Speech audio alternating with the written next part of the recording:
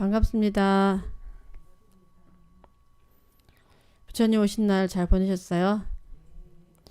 우리 비로자나 국제선언회 부처님 오신 날은 참 이번에 환희로 왔는데, 예, 꽃꽂이를 지난주 월요일 날 했는데 일주일이 지나도록 꽃도 이렇게 해야죠. 예, 아직도 활짝 펴 있어가지고 좀 환희로운 그 부처님 세상을 더 느끼고 있습니다. 저희가 초파일을 하면서 또 많은 분들이 노력을 하셔서 많은 분들이 정성으로 환희롭게 했어요. 이렇게 꽃꽂이를 해주신 분도 계시고 또 공양을 해주신 분, 또 우리 이경선 보살님이 거울을 또 다 하나씩 공양을 해주셨고, 저기 멀리 있는 또 백설 작가가 부채, 투명 부채를 또 선물을 해줘가지고 참 좋았어요. 절에서는 세상에서 가장 쉬운 불교 책을 저희 아버님 49제 법공양으로 했는데, 좀 그때 49제 때 하고 좀 많이 남겨가지고 또 쇼파일 때 오신 분들 다 드렸거든요. 근데 그 책이 너무 좋아가지고 인기에 사람들 많이 가져갔는데 좀 모자라서 아쉽습니다. 이후에 원분을 드리지 못해서 좀 안타까워요. 네. 그러니까 초파일 날 부처님 오신 날은 꼭 절에 가야 됩니다. 여러분, 그때를 맞이해서 사찰마다 여러분들에게 선물을 주기 위해서 많은 거를 준비를 하고 계셔요. 꼭 등을 안 달아도 괜찮으니까 초파일은 부처님 오신 날 가서 꼭 법회에 참여하시고 부처님 오심을 또 찬탄하고 또 기뻐하고 감사하는 그런 시간을 가지면은 여러분들의 삶이 훨씬 즐겁고 또 환희로워져요. 자, 이어서 우리 금강경 살펴보고 있는데요. 아직 제 17분 끝나지 않아가지고 17분을 먼저 읽고 이어서 보도록 하겠습니다. 자, 510쪽이에요. 금강경 510쪽.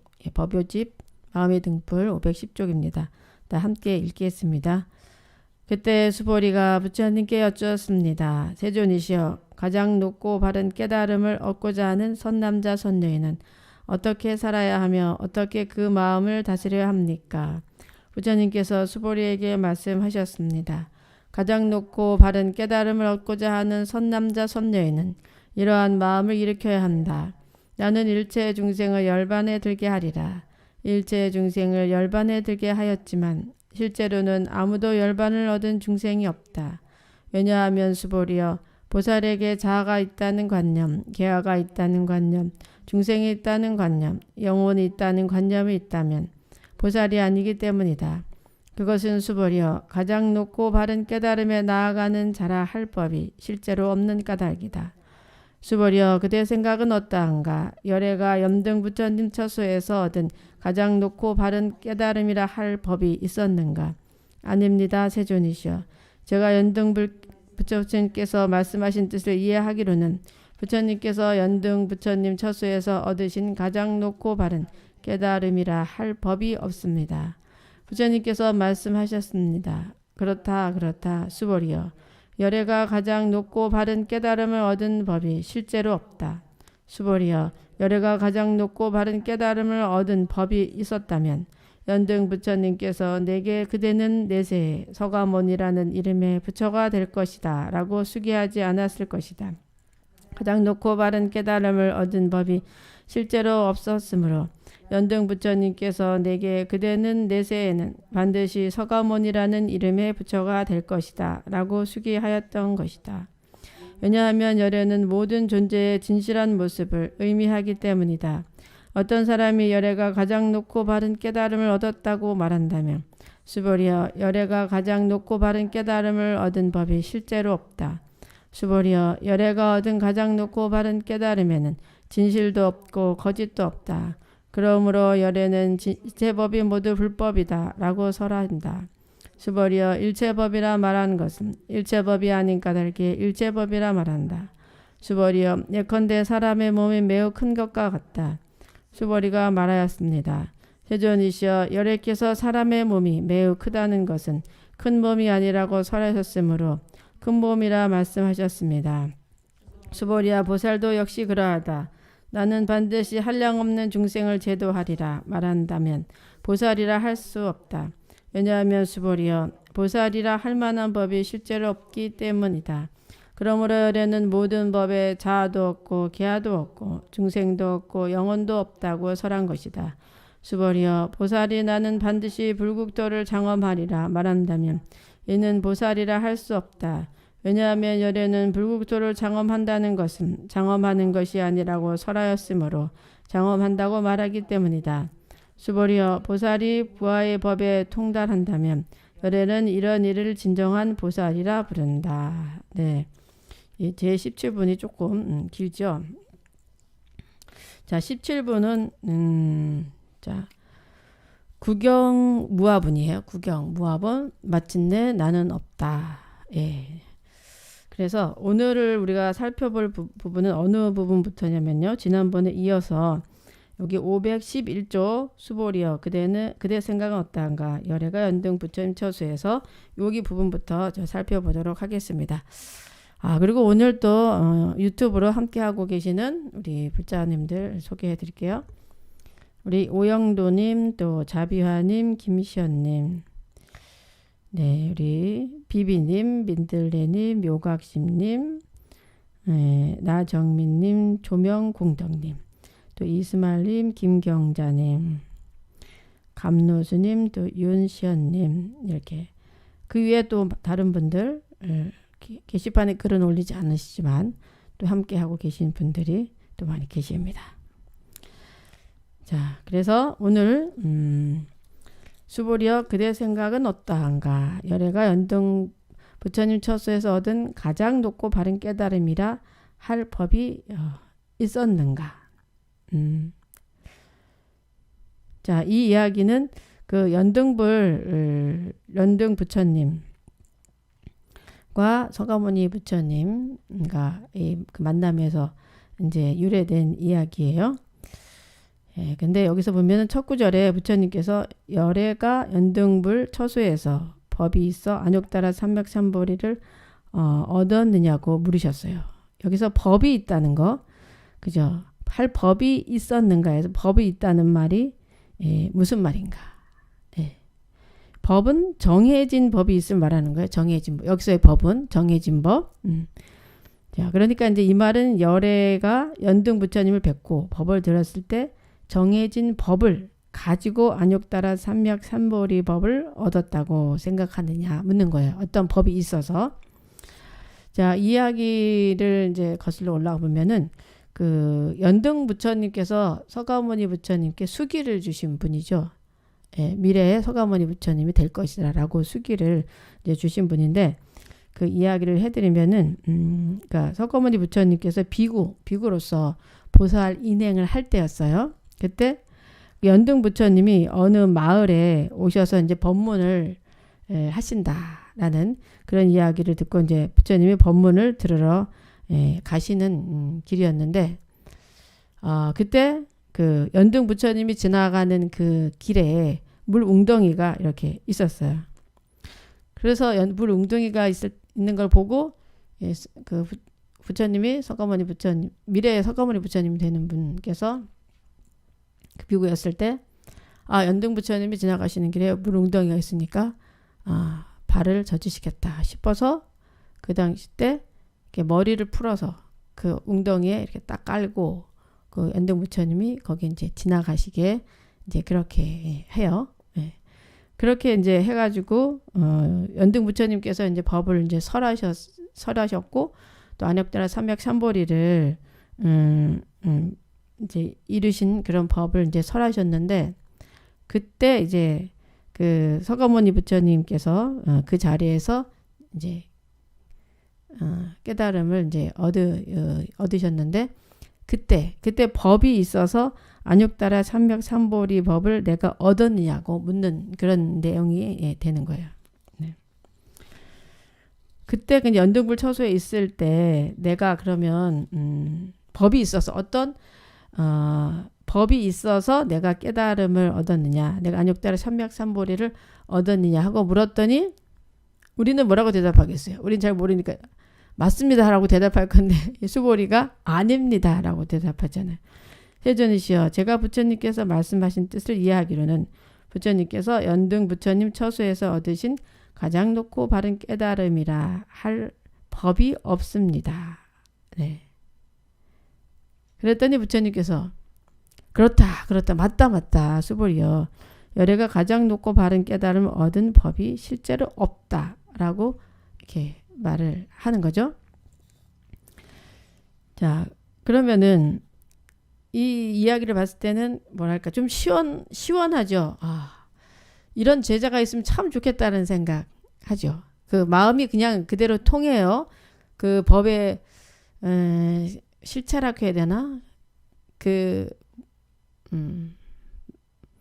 깨달은 자만이 알 수 있는 그 상태의 그 법에 대해서 제자가 그대로 이야기를 하니까 스승이 그렇다 수보리여 하고 나는 실제로 얻은 법이 없다 라고 이렇게 말을 해요. 그런데 여기서 이제 법이라는 것이 무엇이냐, 이제 법이 우리가 있다라고 하면은, 깨달을 법이 있다라고 하면은 거기서부터 이제 상이 있는 거니까, 법이라는 상이 있으니까 깨달음을 사실 얻었다고 볼 수가 이제 없는 거죠. 그래서 이제 수보리야, 실로 법이 있어서 열애가 안욕달의 삼맥삼보리를 얻음이 아니니라, 그죠? 라고 하시는 거예요. 법이 있어서, 법이라고 하는 것이 따로 있어서 안욕달의 삼맥삼보리를 얻는 것이 아니다라고 이렇게 설해 주시는데, 사실 이 말은 이제 지나온 시간에 우리가 말했던 사상이라는 중생심, 중생심을 가지고 있으면 안욕달의 삼맥삼보리를 얻는 것이 불가능하다는 거예요. 중생심이 있으면, 그 상이 있으면 이 안욕달의 삼맥삼보리를 얻을 수가 없다는 거죠. 네. 그래서 안욕달의 삼보리라는 그런 정한 법이 있어서 안약 삼맥삼보리 세계를 내보이는 것이 아니다라는 것을 부처님께서 이제 다시 이제 정리를 해 주시는 거예요. 법이라는 것이 깨달을 게 있는 게 아닌 거죠. 우리는 법을 깨달아야 된다로 하는데, 뭐 실제로 좀 수행을 해본 분들은 좀 느끼실 수가 있을 거예요. 깨달을 법이 따로 있다고 생각하면 깨달음이 오지 않아요. 네. 그것이. 그래서 좀 불교가 깊고 묘해요. 다만 할 뿐이어야 되고, 또 상이 없는 자리, 상이 없는 그 자리가 될 때, 그 존재의 이치가 그대로 알아지죠. 예. 그것은 그저 그 존재의 이치, 그 진리 그 자체를 그냥 이렇게 그대로 느끼는 거고 볼 뿐이지, 그 어떤 게 있어서 그것을 느끼고 보는 게 아니라는 거죠.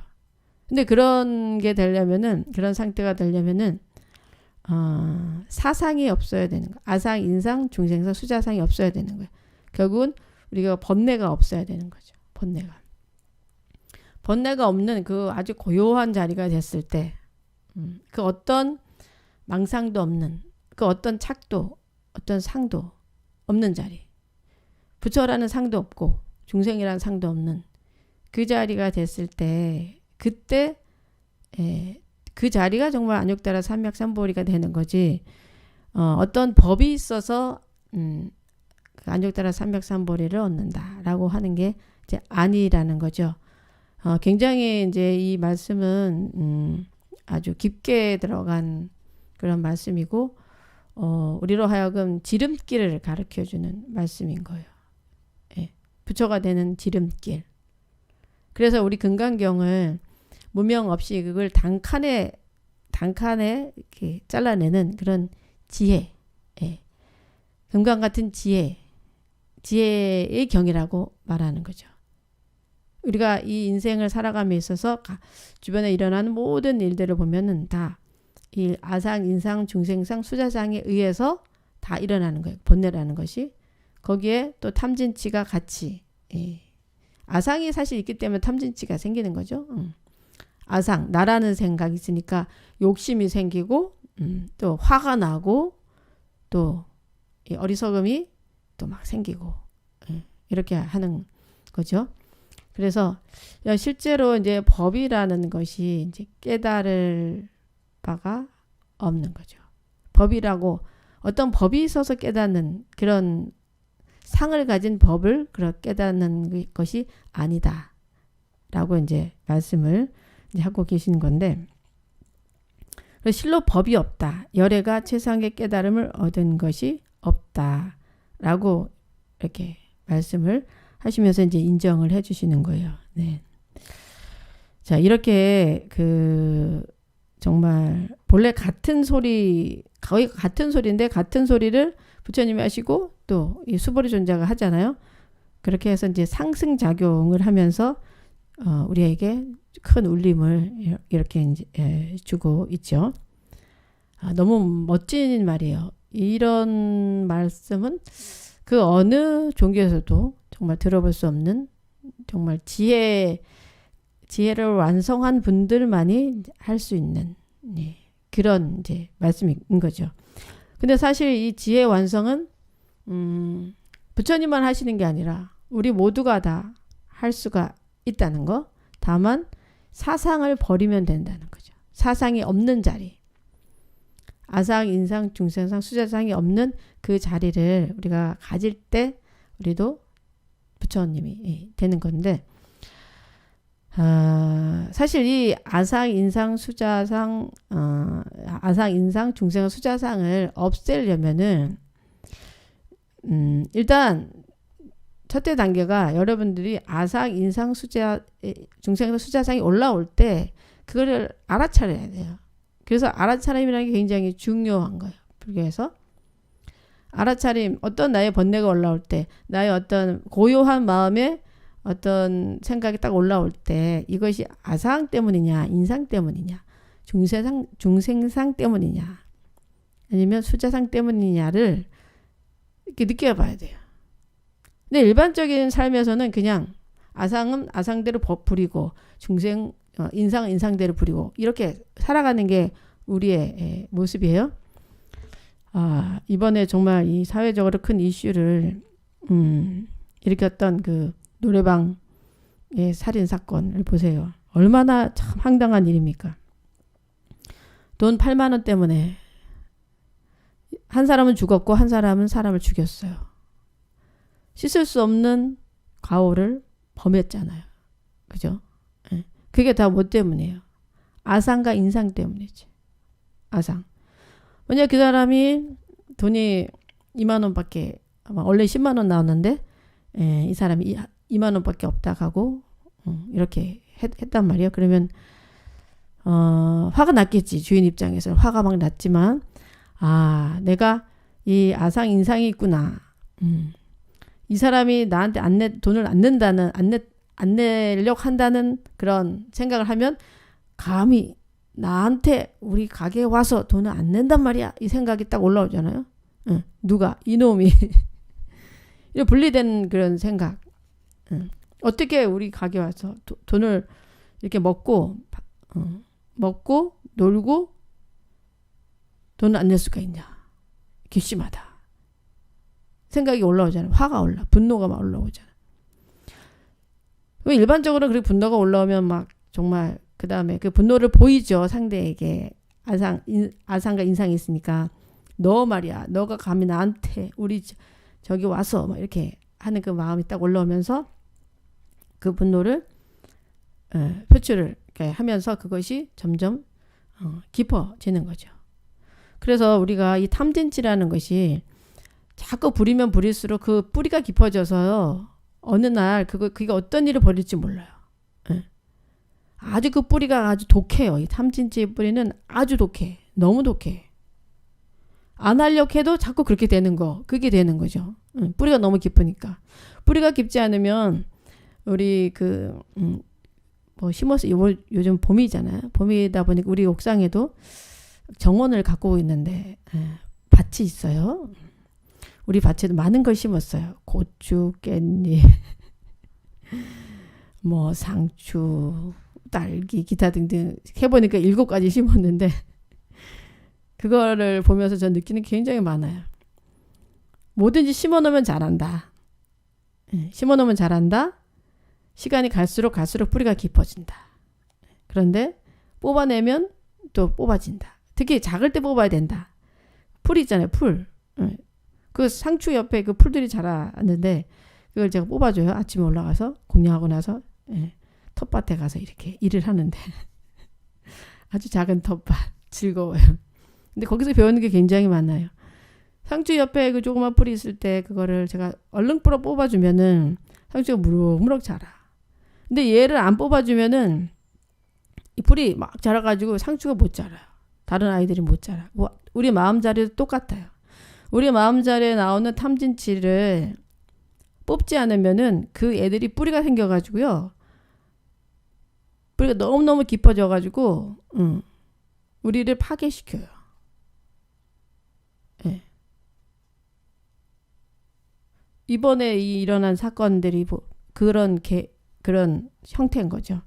분노라는 것을 잘 뽑아내지를 않았기 때문에 뽑아내는 연습을 잘 안 했기 때문에 분노가 너무 깊으니까 그 분노가 나를 침식을 하고 그 사람이 주인이 화가 나서 그런 어떤 나쁜 그런 행동을 했는데 그게 그 사람이 한 게 아니라 그 사람의 분노가 그렇게 만든 거죠. 분노가.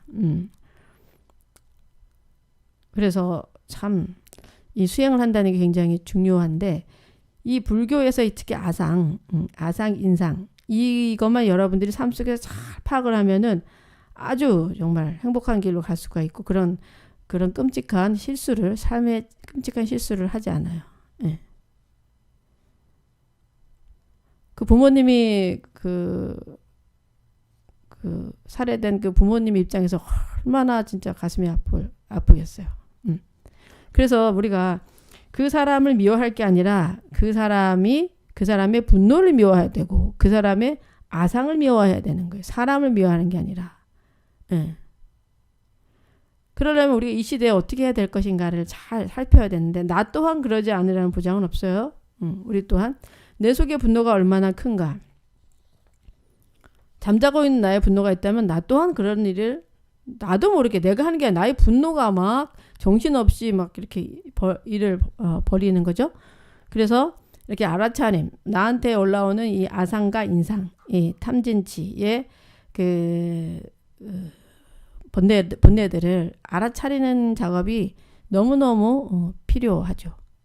근데 이런 것들이 다 사라졌을 때 아상, 인상, 중생상, 수자상이 사라지고 또 탐진치가 사라진 그 자리를 우리가 아직 가보지 않았기 때문에 이해를 잘 못할 수 있지만 여러분들이 조금이라도 느낄 수는 있어요.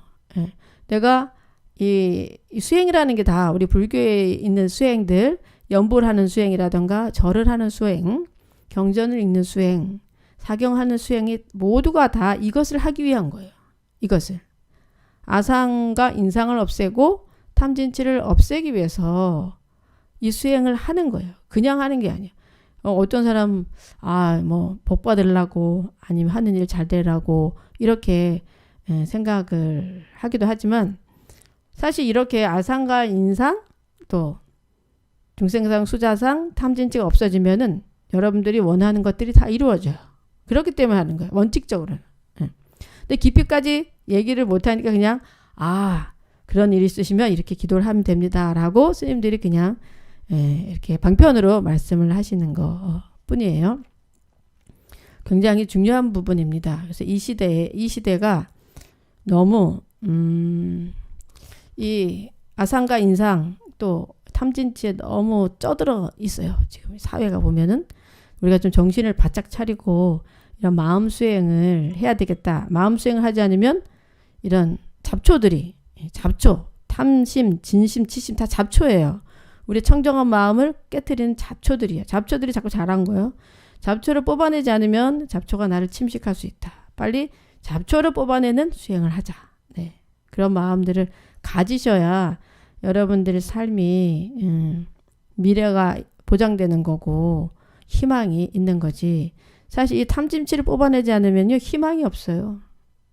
나의 분노가 꽉 차 있는 내가 언제 어떤 폭탄을 터뜨릴지 어떻게 하냐고.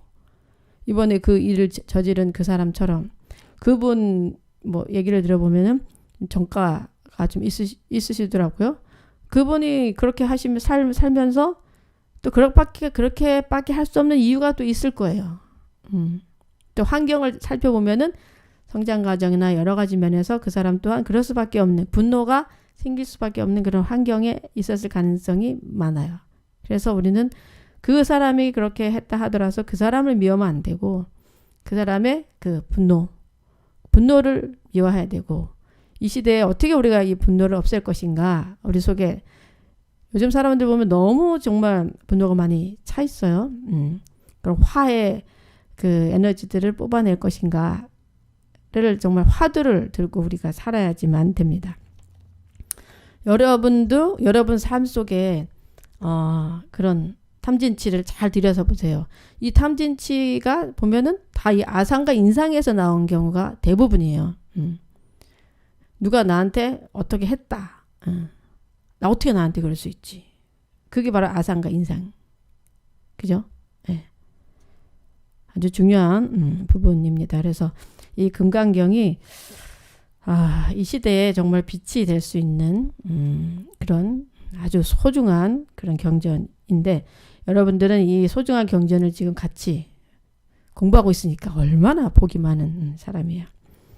자, 그 다음에 보면은 수보리여 열애가 가장 높고 바른 깨달음을 얻은 법이 있었다면 연등 부처님께서 내게 그대는 내세의 석가모니라는 이름의 부처가 될 것이다 라고 수기하지 않았을 것이다. 네. 그런 그 얻은 법이 있다면 따로 법이 있어서 얻은 게 있다면은 연등 부처님께서는 내세의 석가모니라는 이름의 부처가 될 것이라고 수기하지 않았을 거라는 거죠. 왜냐? 부처의 자리에서는 부처님의 자리에서는 이 상이 없기 때문에 상이 있는 사람을 어떻게 부처라고 할 수가 너가 부처가 될 것이라고 어떻게 하겠어요? 할 수가 없지. 상이 없는 자리인 것을 느끼셨기 때문에 그렇게 내세의 석가모니 부처가 될 것이다 라고 이렇게 하시는 거죠. 그래서 좀 이렇게 저도 너무 열심히 하는 사람들 보면은 조금 걱정이 좀 돼요. 집착을 하게 되는 거잖아요. 예를 들어서 나는 꼭 1등을 해야 돼요 란다거나 이러는 친구들 시험을 봐서 꼭 1등을 해야 된다. 1등을 꼭 할 거예요 라고 1등에 매여 있으면 1등을 못할 가능성이 아주 많아요. 왜냐? 1등에 집착해 있기 때문에 그냥 그 1등이라는 상에 매이지 말고 아이들이 그냥 그 공부를 즐기고 행복하게 하다 보면 1등이 되는 거지. 저 꼭 1등 할 거예요. 그런 친구들 그래 1등 하면 참 좋겠다라고 하지만 걔가 1등을 할까 이런 생각이 들어요. 근데 스님 저는 공부하는 게 참 좋아요. 참 재밌어요. 이번에 성적 올릴 거예요. 그렇게 하는 그 우리 청소년 아이들 보면 그래 너는 정말 잘하겠구나. 1등도 하겠구나. 그런 생각이 들어요. 그래서 여러분들이 삶에 있어서도 뭔가 너무 잘하려고 그 목표를 정하면은 거기서 꼭 문제가 생깁니다. 그냥 할 뿐이어야 돼. 지금 이 순간 내가 뭘 해야 하나 하고 그냥 할 뿐이어야지. 물론 목표는 1등을 하면 좋겠다라고 1등을 해야지라고 정할 수는 있지만 너무 그 1등에 매여 있다 보면은 안 돼요. 그리고 행복도 마찬가지야. 난 행복할 거야 라고 행복에 매여 있으면 행복하지 않아요. 행복이란 상을 가지고 있기 때문에 행복이란 상 그 자체는 벌써 좀 욕심이 되는 거죠. 욕심의 마음에서 나오는 거예요. 행복이라는 것을 우리가 어떻게 규정하겠습니까? 이 법과 마찬가지죠. 누가 행복이 무엇이냐고 묻는다면 뭐라고 대답하겠어요? 갑자기 사랑이 무엇이라고 물으신다면 눈물의 씨앗이라고 대답하리라. 뭐 이 말이 갑자기 생각나지만 이게 똑같아요. 법이라는 것, 법을 얻는다라는 거나 행복을 내가 얻는다. 나 행복할 거야 라고 말할 때 행복이라는 어떤 것을 정해놓고 한다면은 행복하지 않을 가능성이 아주 많다는 거죠. 뭐 예를 들면 뭐 아버지가 우리 가정은 행복해야 돼. 행복하기 때문에 우리 집에는 애들이 한 밤 9시까지 꼭 집에 들어와야 된다. 그래야지 우리 행복한 가정이야. 응? 아침에 5시에 일어나야 된다. 행복이라는 걸 정해놓고 아빠가 5시에 모든 가족이 일어나야 된다. 그리고 저녁에는 꼭 9시 들어와서 9시 들어와서 모든 가족이 함께 저녁을 먹어야 된다. 뭐 이런 거를 정해놓잖아요. 그게 가장 행복한 가정일까. 우리 아이가 항상 전교에 1등을 해야 된다. 행복한 가정을 위해서.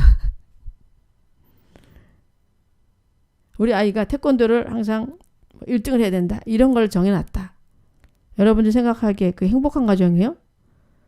말만 들어도 벌써 숨이 꽉꽉 막혀오죠. 아버지가 만들어 놓은 행복의 틀에 아이들이 참 고생하겠구나 라는 그것이 먼저 들면서 막 가슴이 답답해 오는 것과 마찬가지이죠. 그래서 어떤 틀을 만든다는 것, 어떤 상을 만든다는 것은 사실 수행이 거꾸로 가는 거이고 행복하지 않는 길로 가는 그런 길이 되는 거죠. 그래서 여러분들이 삶 속에서 늘 상을 없애려고 참 노력을 많이 하셔야 돼. 상을.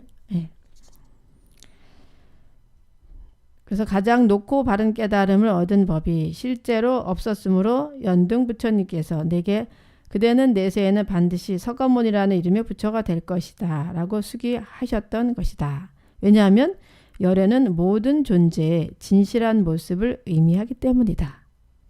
이것을 이제 한문에서는 모든 법이 여여하다. 그래, 어떻게 현문에서는 되어 있냐면 열애자는 그러니까 열애라 하는 것은 이죠. 열애자는 즉제법 여인이라 즉 제법 여인이라 이렇게 돼 있어요. 열애자는 즉 제법 여인이라. 결국은 모든 법이 여여하다는 뜻인 거예요. 모든 존재의 여여한 모습을 의미하기 때문이다. 열애라는 것은 모든 존재의 여여한 모습을 의미하기 때문이다 라고 이렇게 돼 있는 거죠. 그래서 이 법, 여기서 말하는 법은 고정된 어떤 실체를 뜻하는 말인데 어떤 고정된 실체가 있어서 그것을 최상의 깨달음이라고 여긴다. 그렇게 한다면 열애가 그것을 얻었다고 그래서 그것을 얻었다고 한다면 연등 부처님이 수기를 주지 않았을 것이다 라는 그런 이제 이야기가 되는 거죠. 그래서 결국은 연등 부처님께서 그대는 미래의 서가모니 부처가 될 것이다 라고 한 것은 법이라는 것에 어떤 법이 있어서 깨달은 바가 아닌 그런 상이 없는 그 자리를 얻으셨기 때문에 그렇게 말씀을 하신 그런 내용인 거죠. 여여하다는 모습, 여여. 자, 그럼 여여하다는 모습이 어떤 모습인가 또 생각을 우리가 좀 해봐야 돼요. 여여하다. 그래서 여기 여자가 있잖아요. 여자. 여자는 가장 여러분들도 쉽게 이해할 수 있는 게 열애 시포 있죠. 열애 시포. 열애 시포가 뭐예요? 열애 시포. 열애. 그러니까 부처님을 말을 하는데 10가지의 이름으로 말하는 거잖아요. 10가지로 호명하는 거죠. 열애 시포. 그러면 처음에 열애, 은공, 정변지, 명행조, 선서, 세간의, 조어장부, 천인사, 불, 세존 이렇게 이렇게 그 10가지로 표현을 하죠. 부처님을. 근데 처음에 열애인 거예요. 열애. 예. 여기서 이제 여자는 그대로이다 라는 뜻이요. 같다. 예. 그대로이다, 같다, 진리이다, 평등하다. 이런 이제 불교적 의미가 있어요. 그래서 모든 법이 여여하다라는 것은 모든 법이 진리이다 라고 할 수가 있는 거죠. 모든 법이 여여하다. 모든 법이 진리이다. 그 자체이다. 네. 근데 사실 이 상태를 느끼려면은 상이 없어야지만 그 모습 그대로가 느껴져요. 화엄경에서도 보면은 모든 존재들이 다 두두물물이 열애의 화연이다. 부처님의 나타나신 모습이다라고 보는데 그것이 보이려면은 상이 없어야지만 되는 거예요. 상이. 그래서 우리가 삶 속에 일어나는 그 상들을 자꾸 알아차림을 하시고 그 상을 자꾸 내려놓는 것을 할 때 여러분 삶이 더 자유로워져요. 부처님에 가까워지기 때문에 부처님에 가까워지면은 지혜가 생기고 또 안 보이는 것들이 보여요. 남들이 보면 신통력이라고도 할 수 있는 그런 것들이 보여요. 근데 또 보이는 거에 집착하면 안 돼. 그래 어려워. 그래서 우리가 그 명상 참선할 때도 그 참선에 대한 공부를 할 때 항상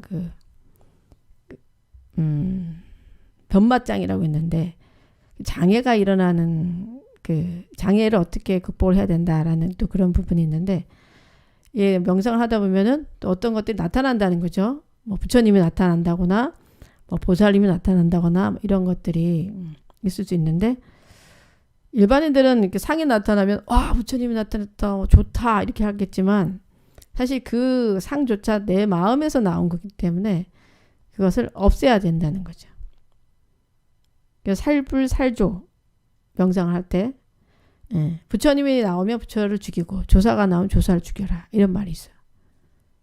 그 형상으로 뭔가가 있다는 것은 실체가 사실이 아니라는 것이 나의 상에 의해서 집착에 의해서 나타난 모습일 가능성이 많다라고 이제 보는 거예요.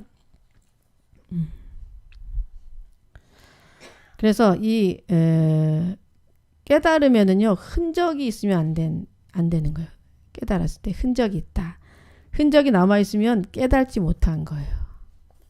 그 어떤 깨달음을 무엇이라 규정을 한다거나 해서 어떤 흔적을 남긴다면은 깨달은 것이 아닌 거죠. 그래서 뭐 조사 스님들이 그 오도송을 감정할 때 어떤 분이 돌아가셨는데 오도송을 남기셨다. 근데 그 오도송을 감정을 해야 되잖아요. 이분이 진짜 오도를 했는지 안 했는지. 그걸 했을 때 이게 흔적이 깨달으면 흔적이 있느냐 없느냐를 가지고 감정을 한다 해요. 흔적이 없어야 되는 거예요. 흔적이.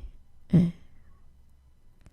사실 우리가 조금 알기에는 좀 어려운 부분이 있지만 뭐 우리도 부처님의 다 능력을 가지고 있기 때문에 부처님의 그 성품을 가지고 있기 때문에 수행을 하면은 다 이 경계가 될 수가 있는 거죠. 그리고 여기에서 지금 이 연등 부처님께서 석가모니 부처님께 수기를 주신 그 부분, 그 비구였을 때 그 부분에 깨달은 바 법이 없다. 법이 있어서 깨달은 게 아니다. 이렇게 말씀을 하셨던 것은 또 지금 이 시대에 지금 그 석가모니 부처님께서 그 당시에 그 깨달은 법 또한 또 그러한 것이다. 라고 함께 볼 수가 있는 거죠. 예. 그 부처님이 이걸 깨달았으니까 나도 이걸 깨달으면 나도 깨달음이다. 이렇게 한다면은 잘못된 깨달음으로 우리가 이제 갈 수가 있는 거예요. 경전에서 부처님께서는 그런 그죠. 연등 부처님께서는 어느 세상에 부처가 될 것이다라는 이런 수기를 주시는데 그 수기에는 본래 부처라는 또 의미가 담겨 있죠. 우리가 원래 부처이기 때문에 부처가 되는 거지. 부처가 원래 우리가 부처가 아니면 부처가 될 수가 없는 거죠. 우리는 원래 우리가 부처인 거죠. 원래 우리가 부처인데 그 부처를 발현을 못하는 거죠. 왜냐? 상이 있으니까. 상 때문에 부처를 발현을 이제 못하는 건데, 이 법화경에서는요, 이것을 굉장히 잘 나타내고 있어요. 그래서 법화경에서는 부처님 앞에 가서 합장 한 번만 해도, 또 손 한 번만 들고 손 한 번만 들어도 부처가 될 수 있다고 해요. 그래서 나무불 한마디만 해도 성불한다 그래요. 부처님 전에 가서 합장 한 번, 합장을 이렇게 한다거나, 손 한 번만 들어도 성불을 하고, 나무불 한 번만 해도 성불을 한다라고 이제 하고 있고, 또 그 아이들이 모래 사장에서 모래로 이렇게 탑을 만들어 놓고, 와, 이건 불탑이다라고 말하기만 해도, 모래로 부처님을 만들어 놓고 부처님이다라고만 해도 성불을 한다. 이제 이미 성불을 했다. 이렇게 이제 말씀을 하고 계시거든요. 그리고 또 법화경에 보면 상불경 보살 이야기 잘 아시죠? 상불경 보살. 상불경 보살품에 보면 상불경 보살이 있어가지고, 당신은 부처님입니다. 당신은 미래의 부처가 될 분입니다. 라고 모든 사람을 만날 때마다 이렇게 말을 해요. 그런데 어떤 사람이 막 그 사람을 욕하고 막 때리고 구박을 해도, 당신은 부처님입니다. 당신은 부처가 될 것입니다. 라는 이런 또 말을 하고 있죠. 그래서 만인 대성불이다. 만인 모든 사람들이 다 성불을 부처를 이룬다. 라는 그 말을 이제 하고 있는데, 바로 이제 이것과 통하는 거죠. 우리가 상을 여의면, 사상을 다 여의면 다 부처가 된다는 거예요. 근데 이 사상을 여의는 것이 쉬울 수도 있고 어려울 수도 있어요.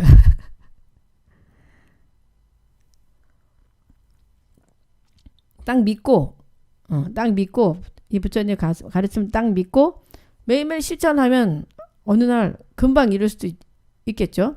하지만 이걸 믿지 않고 뭐 그런가 이렇게 한다면은 요원한 그런 길이 될 겁니다. 사실 이 금강경을 통해서는 굉장히 쉽게 가르쳐 주는 거지. 야, 부처가 되는 길이 쉬워. 사상만 없으면 돼.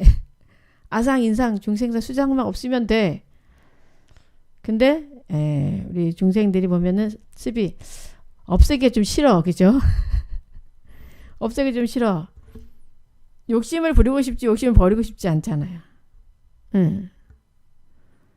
뭐 그거는 또 다 우리의 다 선택이에요. 선택. 자기가 선택을 하는 것뿐이죠. 네. 그래서 뭐 어디 가서 뭐 부처를 이룬다기보다는 이 부처님의 그 가르침, 특히 금강경을 여러분들이 수지 독송을 하면서 그 자리에서 이 자리에서 이룰 수가 있다는 거죠. 왜냐하면 여여하기 때문에, 모든 법이 다 여여하기 때문에 내가 탐진치가 없는 그 자리가 된다면, 내가 그 사상을 아상과 인상, 중생사, 수자상을 여인 그 자리가 된다면, 완전히 여인 내려놓은 그 자리가 된다면 바로 이제 이 자리에서 있는 모습 그대로를 볼 수가 있는 거죠. 여여한 모습을 그대로 볼 수가 있는 거죠. 근데 여여한 모습을 우리가 못 보죠. 여여한 모습을 왜 못 보냐? 사상이 있으니까, 상이 있으니까 여여한 모습을 볼 수가 없는 거죠. 그래서 여러분들이 살면서 어떤 상황이 있을 때 단정을 지으시면 안 돼. 절대로. 이게 큰일이에요. 내가 완전히 사상을 여의었을 때 아상도 인상도 탐진치도 다 없는 내가 그 상태 됐을 때는 내가 단정을 지을 수 있겠지만 그 상태에서는 내 안경이 깨끗하지 않기 때문에 내 마음의 안경이 다 탐진치로 다 물들어 있기 때문에 아상과 인상으로 물들어 있기 때문에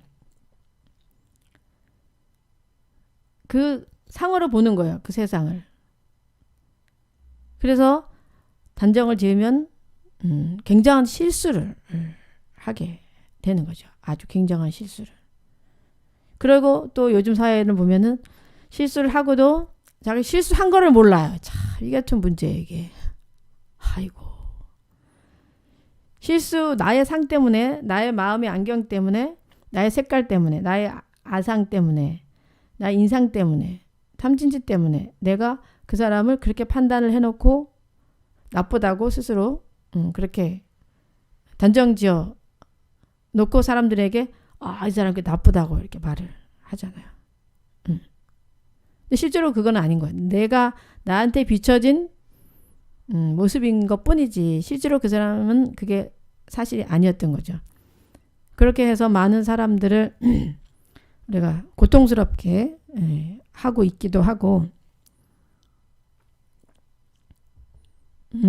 나의 그 어리석음을 좀 더 막 덕지덕지 더 크게 하고도 있는데 이거를 아는 사람이 거의 없습니다. 제가 보면 사람들이 거의 없죠. 그래도 우리 불자님들은 금강경 공부를 하면서 조금이나마 자기를 보는 자기를 투영하는 이런 훈련이 돼서 그나마 항상 그 겸손한 모습으로 하는데 제가 어제 병원에 갔었어요. 병원에.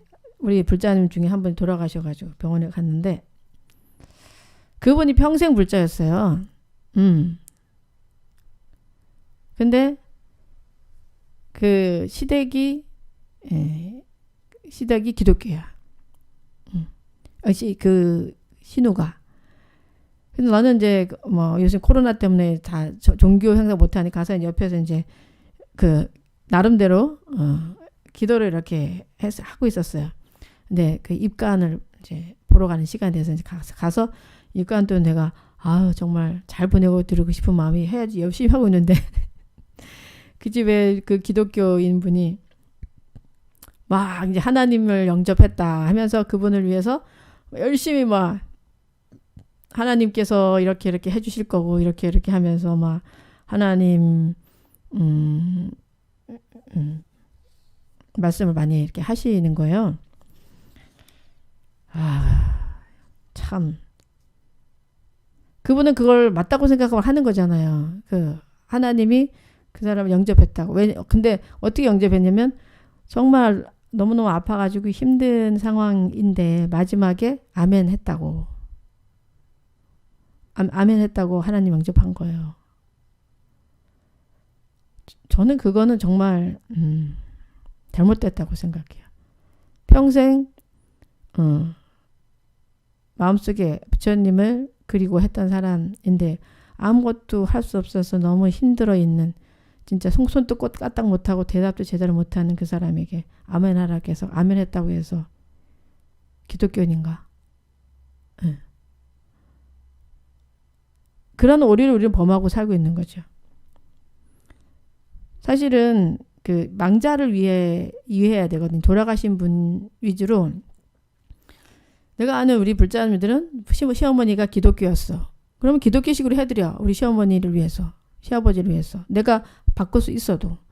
정말 그게 그분을 위한 거지. 그 사람의 그 의식이 마지막 의식이 편하게 가게 해드리는 게 우리의 정말 목표지. 중간에 헷갈리게 하는 게 우리의 목표가 아니라는 거죠.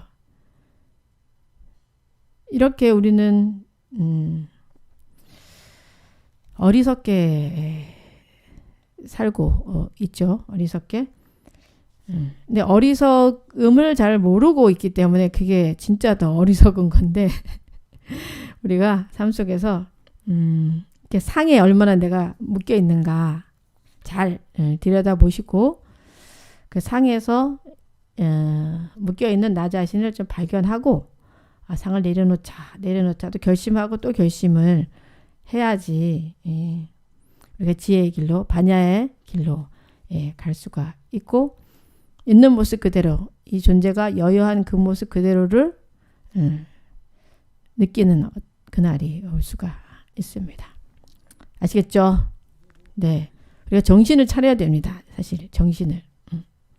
이런 상에 매여가지고 실수를 하고 있으면 내 인생에 성공하기 어렵습니다. 네.